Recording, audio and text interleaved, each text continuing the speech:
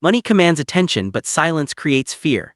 In the private VIP room of the Golden Lotus, a single weathered scroll sat on the white tablecloth, covered in symbols that looked like nonsense to the untrained eye. To the men in the room, it was a frustrating deadlock. To the waitress standing unnoticed in the shadows, it was a clear execution order.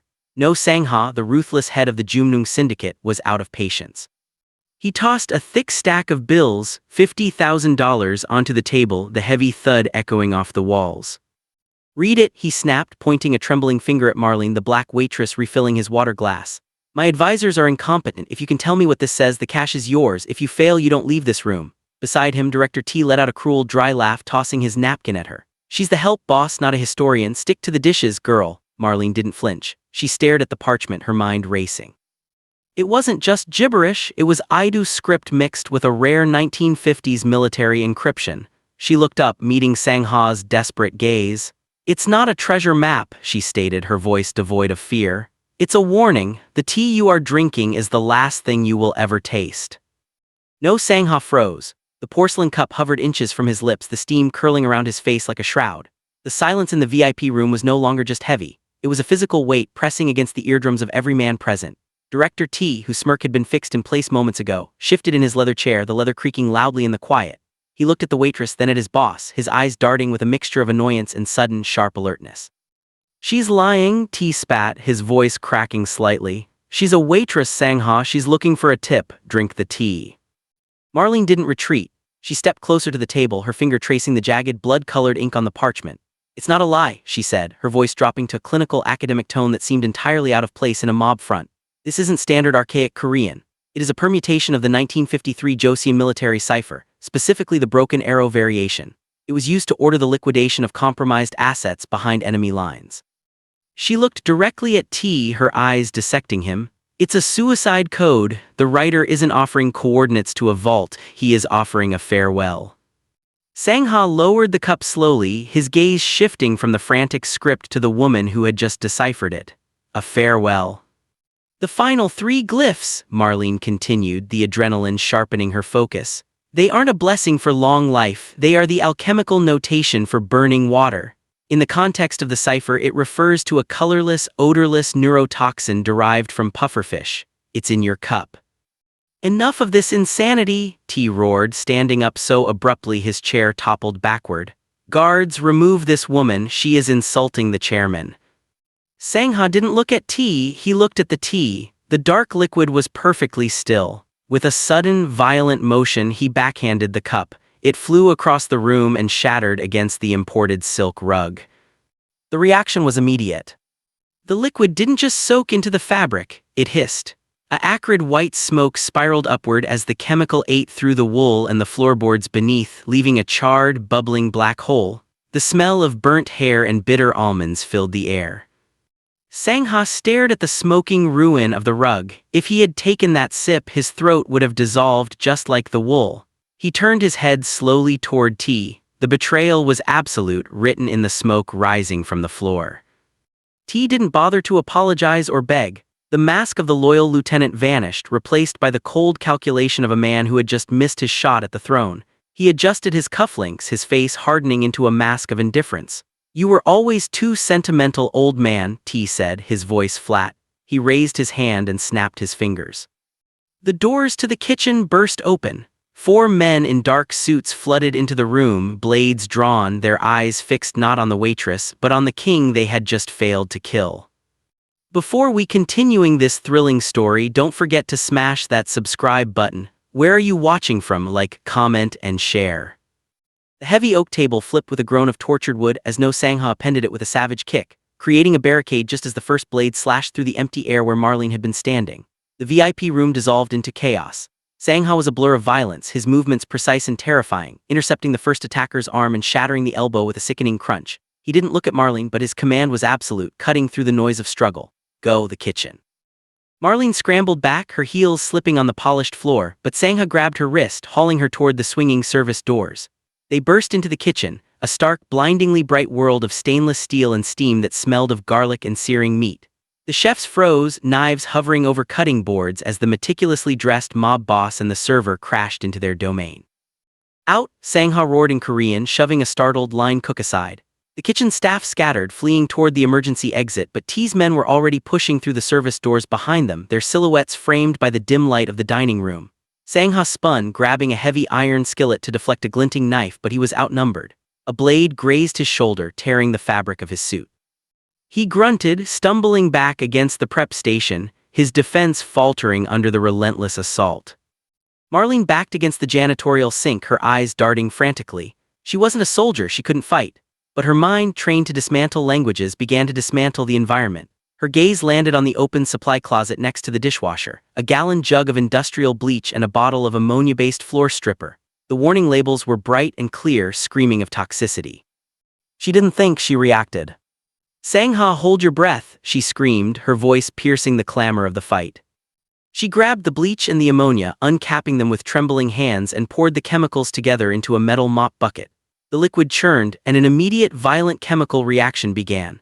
A thick white vapor hissed upward, chloramine gas. She kicked the bucket across the wet tile floor, sending the noxious slush sliding directly into the path of the advancing hitman.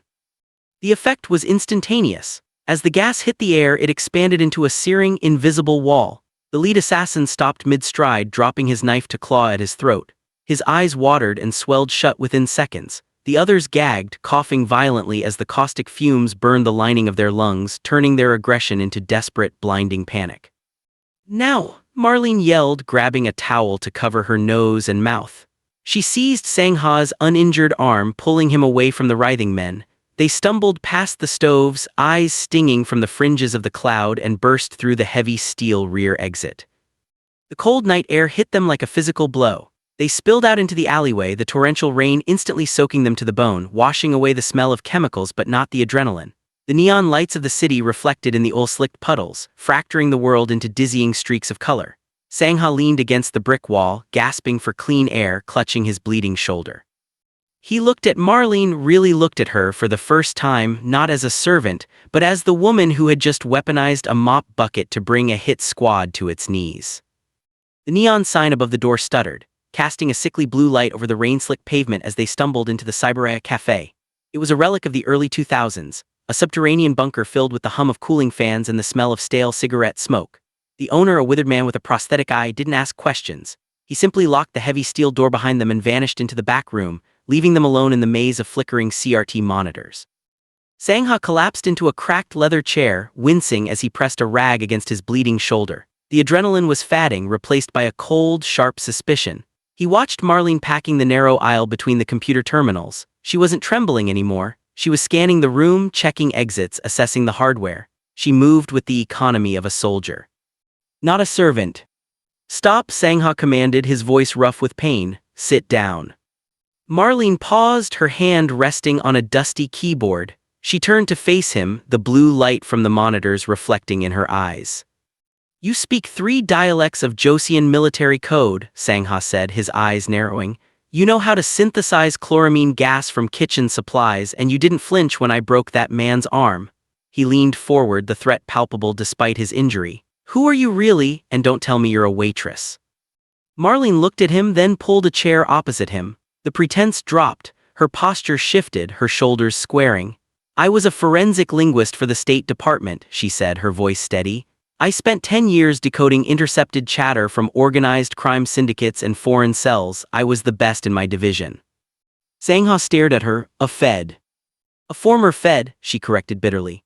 "I found a discrepancy in a translation that implicated my section chief in an arms deal. I tried to report it. 2 days later my clearance was revoked, my bank accounts were frozen, and I was facing federal espionage charges. I lost everything. My career, my reputation, my brother's care fund. Taking orders at your restaurant was the only job that paid cash and didn't ask for a background check." Sangha remained silent, processing the revelation, a disgraced hunter hiding among the wolves. He reached into his jacket and pulled out the blood-stained scroll. "Then tell me what this is. If it's not a map and it's not just a death threat, what is it?" Marlene took the parchment. In the dim light of the cafe, the blood-red ink seemed to pulse. She smoothed it out on the desk, her eyes darting across the chaotic symbols. "The military code was just the surface layer," she murmured, her fingers flying across the nearby keyboard. She woke the terminal, the screen flooding the dark corner with white light. "The syntax is wrong. The verbs are placed at the end of the clauses, but the spacing creates a secondary pattern." She held the scroll up to the monitor, letting the backlight bleed through the paper. Look at the negative space. Sangha leaned in. The gaps between the characters weren't random. When backlit, the density of the paper varied, revealing a faint, embedded watermark that looked like a jagged QR code. It's steganography, Marlene whispered, a thrill of discovery cutting through her exhaustion. Hidden writing, the ink is just a distraction. The real message is in the paper itself. She typed furiously, pulling up a frequency analyzer. This isn't just a letter, Sangha, it's a login key. Your father didn't leave you a vault of gold, he left you a ghost in the machine. The blue light of the monitor reflected in Marlene's glasses, hiding the exhaustion in her eyes. For an hour the cursor had blinked its mocking rhythm against a wall of encrypted static. The ghost she had found, the digital watermark hidden within the paper's fiber, was protected by a secondary cipher, a chaotic string of numbers that defied every standard algorithm she knew. It's a dead end without the seed key, she muttered, rubbing her temples. Your father didn't just hide the door, he buried the handle. Sangha sat in the shadows, his breathing shallow. He had fashioned a tourniquet from his silk tie, the elegance of the fabric ruined by dark stains. He didn't believe in keys, Sangha said, his voice quiet, lacking its usual terrifying authority. He believed in legacy. He looked at the screen, at the jagged peaks and valleys of the frequency analyzer Marlene had pulled up. He hated that I couldn't understand him. He wanted a general, I wanted a violin. Marlene turned, surprised by the vulnerability in the monster's voice. You played. I was a prodigy, Sangha admitted, a ghost of a smile touching his lips, softening the hard lines of his face. Before he smashed the instrument over my hands, he told me music was for beggars. He forced me to learn strategy, logistics, the art of war, but I never stopped hearing the world in notes. He tapped his good hand against the armrest, a complex staccato rhythm. Tack, tack, tack, tack. He used to make me listen to old Pansori tapes while I studied. Said the drummer's beat was the only heartbeat a man needed. Marlene froze. She watched his finger hit the leather. Tack, tack, tack. She looked back at the screen, at the chaotic spacing of the digital watermark. It wasn't chaos, it was rhythm. Do that again, she commanded. What? The rhythm, the Pansori beat, do it again. Sangha hesitated, then tapped it out. Jinyangjo, Yongmori, the traditional drum beats of Korean storytelling.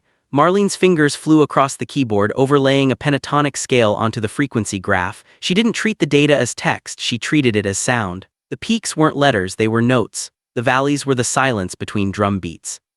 He didn't break you, Sangha, Marlene whispered, her eyes widening as the chaotic static on the screen began to align into a coherent stream of coordinates. He used you. He knew the only person who could read this wasn't a soldier, it was a musician. She hit the final key. The screen flashed green. The static dissolved, revealing a single pulsating location on the map of the city's industrial district. The glass eye, Sangha breath, standing up and ignoring the pain. It's real. It's not just real, Marlene said, grabbing her coat. It's singing. The port of Incheon was a graveyard of steel, a sprawling labyrinth of shipping containers stacked like the bricks of a giant's forgotten fortress. Rain lashed against the rusted metal, drumming a chaotic rhythm that masked their footsteps as Marlene and Sangha navigated the maze. The coordinates from the musical cipher didn't lead to a bank vault or a hidden estate, but here, to the desolate edge of the world where the black ocean met the industrial concrete. They found it at the end of row G, container 404. To the naked eye it was indistinguishable from the thousands of others, red paint peeling to reveal brown rust, a generic logistics logo fatting on the side. But Marlene heard it before she saw it. A low, steady hum like a hive of mechanical bees vibrating through the wet pavement. She touched the side, the metal was warm despite the freezing rain. It's not cargo, she whispered, pointing to a modified ventilation port welded crudely near the roof. It's a heat sink, there are servers inside. Sangha shot the padlock off with his silenced pistol, the sharp clack swallowed by the storm. They heaved the heavy doors open. The interior wasn't filled with smuggled goods. It was a corridor of blinking blue lights, racks of high-density servers humming with the data of the Jumnung Syndicate's entire global operation. The glass eye, Sangha murmured, the blue glow reflecting off his wet face. My father put the brain of the empire in a box he could ship anywhere in the world. Marlene moved to the central terminal, her fingers hovering over the keyboard, but something on the screen made her blood run cold. A map was already open. A red dot was blinking, pulsing in perfect synchronization with a faint beep echoing in the cramped space. She looked at the screen, then at Sangha. The dot wasn't the container, it was them. Sangha, she said, her voice tight, the air suddenly feeling very thin. Your watch. He looked down at the Patek Philippe on his wrist, a limited edition gift from Director T for his inauguration as chairman. What? It's not just a timepiece, Marlene said, the realization hitting her like a physical blow. It's a passive transmitter, the GPS signal on this screen. It's tracking you. We didn't just find the glass eye, we led them right to it. Sangha ripped the watch from his wrist, the expensive clasp snapping, and smashed it against the server rack. Glass shattered, gears scattering across the floor, but the screen didn't change. The red dot remained fixed, and now other dots were converging on it. Through the open container doors, high-beam headlights swept across the rain-slick concrete, cutting through the darkness like searchlights. Tires screeched on the wet pier surrounding the row. They weren't just tracked, they were trapped. The blue light of the server racks hummed, indifferent to the encroaching death outside. Through the gap in the heavy steel doors, the blinding white glare of headlights cut through the torrential rain, accompanied by the distinct mechanical clack-clack of assault rifles being racked. There were too many of them. No Sangha checked the magazine of his pistol, his face illuminated by the strobe light effect of the sweeping beams. 3 rounds, he said, his voice void of emotion. I can take 2 with me. Maybe 3 if the rain hides the muzzle flash. He looked at Marlene, his eyes hard. Stay behind the racks. When the shooting starts, run for the water. It was a soldier's plan, honorable, violent, and guaranteed to fail. Marlene looked at the servers, then at the man preparing to die. No, she said, her voice cutting through the mechanical drone. She reached out and placed a hand on his gun, pushing the barrel down. Sangha stiffened, looking at her as if she had lost her mind. We are gunned, Sangha. If you fire, they will riddle this container with enough lead to shred the servers and us along with them. They want the Empire, not a pile of scrap metal. She moved to the central terminal, her fingers hovering over the command line. Sun Tzu wrote that all warfare is based on deception. Appear weak when you are strong and strong when you are weak. I do not surrender, Sangha growled, pulling away. It's not surrender, Marlene hissed, typing a rapid string of commands into the terminal. The screen flashed a warning, atmospheric purge protocol, standby. She minimized the window, hiding the deadly command behind a wall of fake encryption errors. It's a trap. T needs the biometric keys to access the accounts. He can't get them if we're dead, and he can't get them if he thinks we're still fighting. We have to give him exactly what he wants, a broken king and a terrified waitress. She turned to him, her eyes fierce. We let them corner us, we let them drag us out, we make T feel like a god, because a god doesn't look at the ground beneath his feet. Sangha stared at the screen, then at the woman who was rewriting the rules of his world. He saw the logic in her madness. T's arrogance was his only blind spot. If they fought, they died. If they submitted, they brought the enemy into the kill zone. Slowly, painfully, he engaged the safety on his weapon and slid it across the floor, kicking it under a server rack. He unbuttoned his jacket, letting his injured shoulder slump, exaggerating his weakness.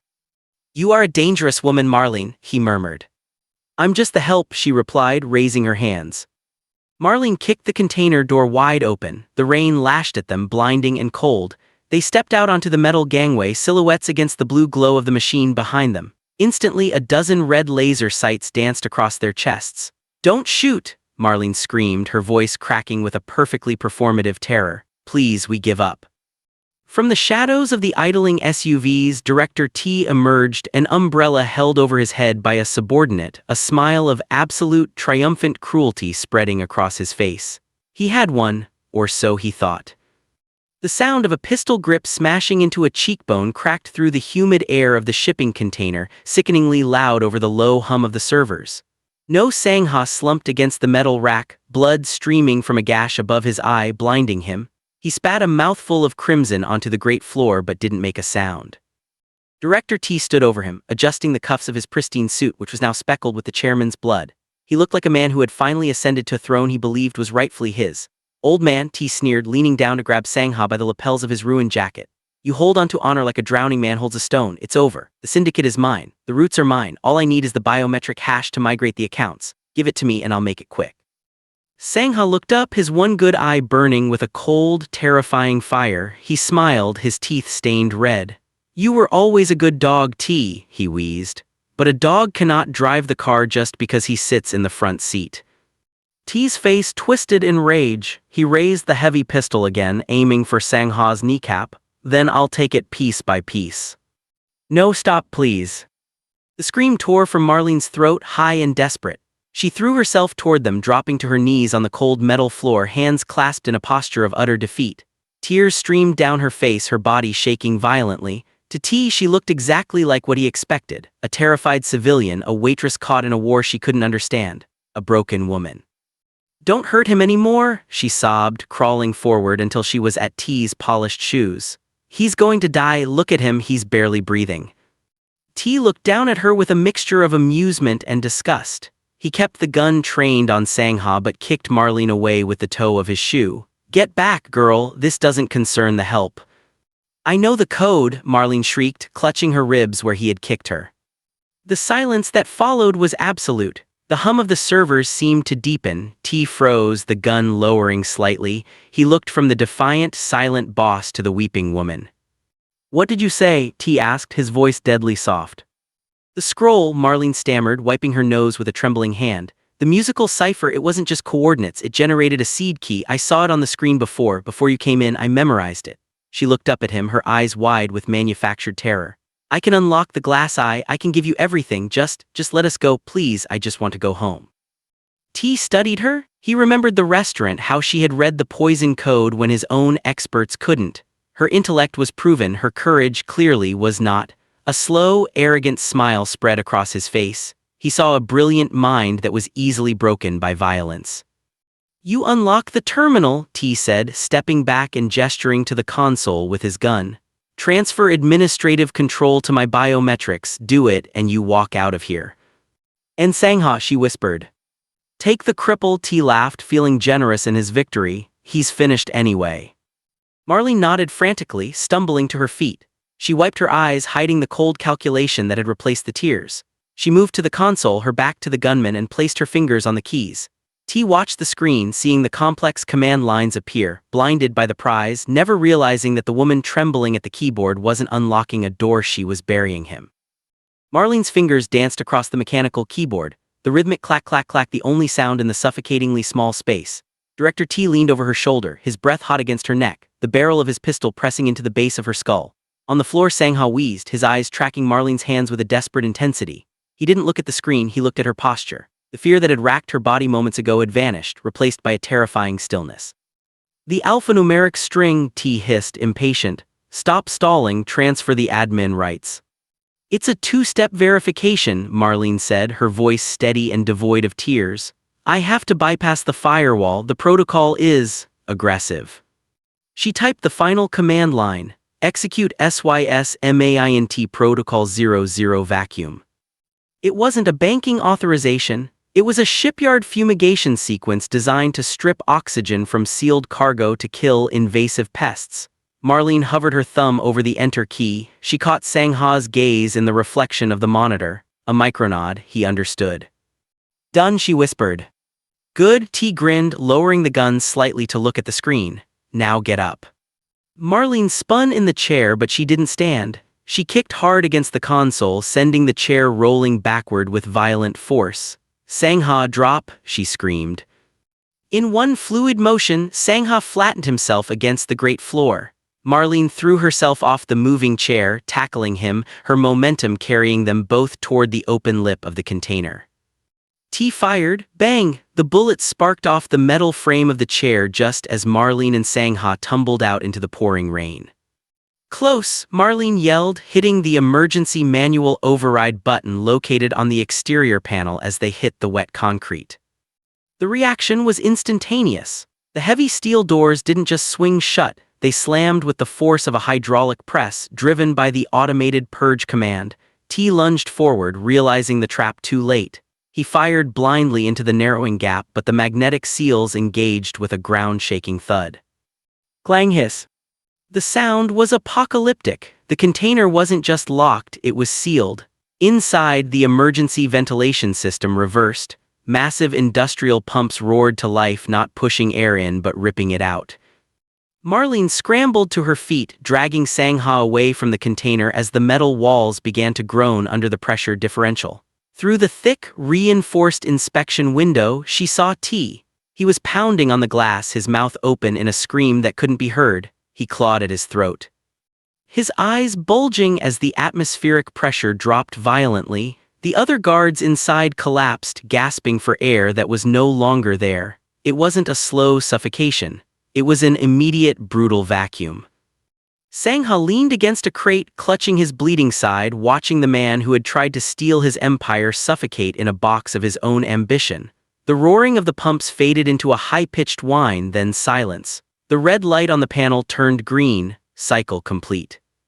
Marlene stood in the rain, her chest heaving, staring at the motionless figure slumped against the glass. She didn't look away. "I told you," she whispered to the cold steel. "I know the code." The golden lotus had been scrubbed clean. The lingering scent of burnt wool and cordite was gone, replaced by the delicate, expensive aroma of jasmine and polished mahogany. But the silence in the VIP room remained, only now it wasn't the silence of fear but of reverence. Marlene Vance sat at the head of the table, the very spot where no Sangha had once sat. Gone was the stained apron, the sensible shoes, and the posture of someone trying to occupy as little space as possible. She wore a tailored charcoal suit that cost more than her previous year's salary, the sharp lines of the jacket emphasizing a newfound, terrifying composure. She didn't fidget. She didn't look down. She watched the three men across from her, rival territory bosses from the Busan faction, with the detached, analytical gaze of a predator studying a particularly interesting set of data. No Sangha stood to her right. His arm was still in a sling, a black silk accessory that matched his suit, but his presence was undiminished. He reached for the porcelain teapot. The room held its breath. In the rigid, traditional hierarchy of the Jumnung Syndicate, the chairman poured for no one. It was an act of submission or deep intimacy. Sangha didn't hesitate. He filled Marlene's cup with a steady hand, placing it gently before her. The steam curled up, a ghost of the memory of the poison that had started it all. "Is this wise, Chairman No?" one of the rival bosses asked, eyeing Marlene with open skepticism. "To bring your secretary into these negotiations, the merger is delicate. We expected to speak with the leadership." Sangha didn't look at the man, he looked at Marlene, a faint, proud smile touching his lips. "She is not my secretary and she is not my partner." Marlene took a sip of the tea. It was perfect. She set the cup down, the soft click echoing like a gavel in the quiet room. "I am the consigliere," she corrected, her voice soft but carrying the crushing weight of the shipyard. "I am the one who reads the fine print you thought you could hide. Regarding the merger, your translation of the contract omitted the liability clause in paragraph 4. I suggest you revise it before I decide to liquidate your assets instead of acquiring them." The rival boss paled, realizing instantly that the help was the sharpest blade in the room. Marlene glanced at her reflection in the darkened window. Her brother's care was paid for in full for the next decade. Her student loans were dust. She could have walked away with the $50,000 and vanished into a quiet, safe life. But the quiet life didn't offer this. It didn't offer the intoxicating clarity of absolute control. She hadn't stayed for the safety. She had stayed for the power. She had spent a lifetime being invisible, hiding her brilliance to survive in a world that refused to see her. Now, she was the only thing they looked at. Do not mistake silence for ignorance. The quietest person in the room is often the one listening to your secrets. Thank you for watching. Don't forget to like, share this video, and subscribe for more stories that speak to the heart. Where in the world are you turning in from? Let me know in the comments so we can connect and share our thoughts.